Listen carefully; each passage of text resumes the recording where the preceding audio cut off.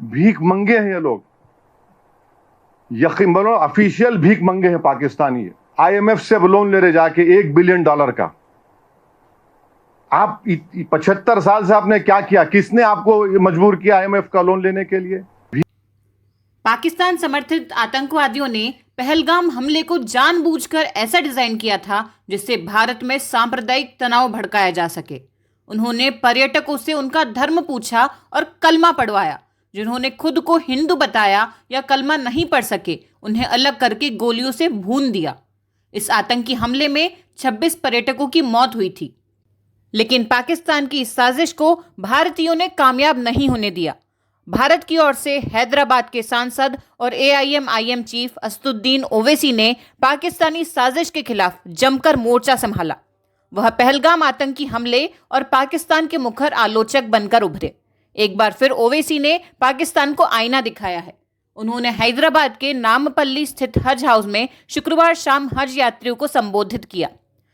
इस दौरान असदुद्दीन ओवैसी ने पाकिस्तान को लेकर हज यात्रियों से एक खास अपील की। हैदराबाद के सांसद ने कहा, हमारा पड़ोसी मुल्क सुधरने वाला नहीं है। आप हज को जा रहे हो, दुआ करो कि अल्लाह उनकी दुम को सीधा करे, वरना फिर वक्त आएगा तो उनको और सीधा करना पड़ेगा। उन्होंने हज यात्रियों से आग्रह किया कि वे इस तीर्थ यात्रा को केवल एक औपचारिक यात्रा के रूप में न देखें, बल्कि धैर्य, कृतज्ञता और विनम्रता से परिपूर्ण एक गहन आध्यात्मिक अनुभव के रूप में देखें। ओवैसी ने इस बात पर जोर दिया कि हज एक भौतिक यात्रा से कहीं अधिक है। यह एक आध्यात्मिक परीक्षा है जहां धैर्य, त्याग और भाईचारे जैसे गुणों का अभ्यास किया जाना चाहिए। भारतीय जनता पार्टी की केरल इकाई के प्रमुख राजीव चंद्रशेखर ने पाकिस्तान के साथ तनाव के दौरान सरकार का समर्थन करने के लिए कांग्रेस सांसद शशि थरूर और ऑल इंडिया मजलिस से इत्तेहादुल मुस्लिमीन के प्रमुख असदुद्दीन ओवैसी की सराहना की और कहा कि वे दोनों भले ही बीजेपी के विपक्षी हैं, लेकिन देशभक्त हैं।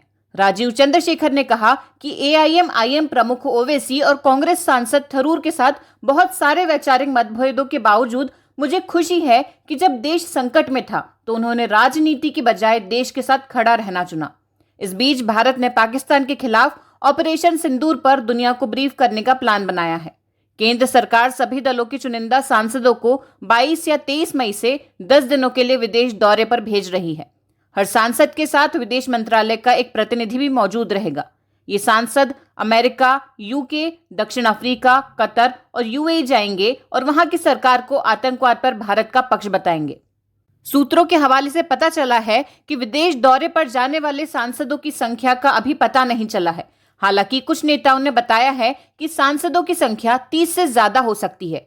इनमें Bhajpa, Congress, TMC, JDU, DMK, NCP, BJD, CPI के सांसदों के शामिल होने की संभावना है। सूत्रों की माने तो भाजपा की तरफ से पूर्व केंद्रीय मंत्री अनुराग ठाकुर और सांसद अपराजिता सारंगी डेलीगेशन का हिस्सा होंगी। कांग्रेस से शशि थरूर, मनीष तिवारी, सलमान खुर्शीद और अमर सिंह शामिल होंगे। वहीं एनसीपी की सुप्रिया सूले और एआईएमआईएम चीफ असदुद्दीन ओवैसी का भी नाम सामने आया है, जो इस डेलीगेशन का हिस्सा होंगे। संसदीय कार्य मंत्री किरेन रिजिजू सांसदों का विदेश दौरों कोऑर्डिनेट कर रहे हैं। सांसदों को निमंत्रण भेजा जा चुका है। उन्हें अपना पासपोर्ट और अन्य जरूरी दस्तावेज तैयार रखने की सलाह दी गई है। सांसदों के डेलीगेशन को विदेश भेजने को लेकर केंद्र की तरफ से कोई आधिकारिक बयान नहीं आया है। हालांकि कांग्रेस जनरल सेक्रेटरी जयराम रमेश ने पीटीआई को बताया कि केंद्रीय मंत्री किरेन रिजिजू ने इस संबंध में कांग्रेस अध्यक्ष से बात की है।